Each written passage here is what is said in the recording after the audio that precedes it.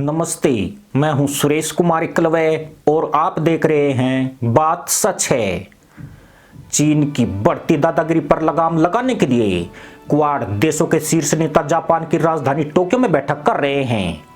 Quad की यह बैठक ऐसे समय पर हो रही है जब ड्रैगन राक्षसी की तरह से अपना मुंह फुलाए बैठा है और लद्दाख से लेकर दक्षिणी चीन सागर तक को निगलने की फिराक में है। भारत और चीन के बीच मई 2020 में शुरू हुआ सीमा विवाद अब भी जारी है और कई दौर की बातचीत के बाद भी इसका कोई हल निकलता नहीं दिख रहा है। इस विवाद का फायदा उठाकर चीन ने अपना फोकस अक्साई चीन इलाके पर कर दिया है। उसने अवैध तौर पर कब्जाए इस इलाके पर अपनी पकड़ और ज्यादा मजबूत कर ली है। ड्रैगन ने बड़े पैमाने पर सेना और भारी हथियारों की तैनाती करके उसे एक किले में तब्दील कर दिया है। अक्साई चीन का यह 38,000 किलोमीटर का ठंडा और बंजर इलाका भारत, चीन और पाकिस्तान के बीच विवाद का विषय बना हुआ है। चीन ने साल 1962 की लड़ाई में सबसे पहले इस इलाके पर कब्जा करने की कोशिश की थी।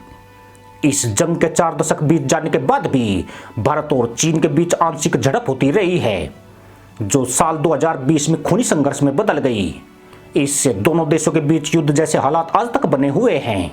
चीन दौलत बेग ओल्डी तक नई सड़क बनाए जाने और जम्मू कश्मीर से अनुच्छेद 370 को खत्म किए जाने से तिलमिला रहा है।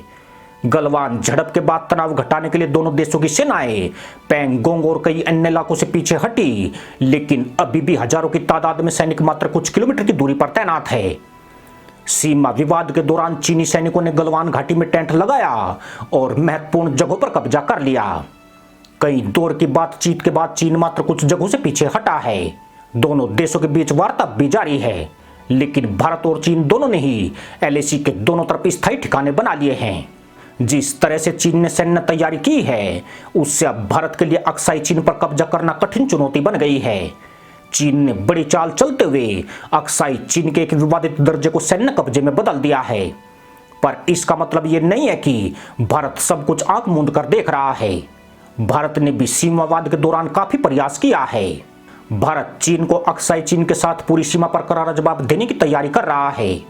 भारत ने राफेल फाइटर जेट और ड्रोन विमानों की तैनाती करके अपनी हवाई ताकत को बढ़ाया है। इसके अलावा बड़े पैमाने पर सैनिकों को भी चीन सीमा पर तैनात किया है।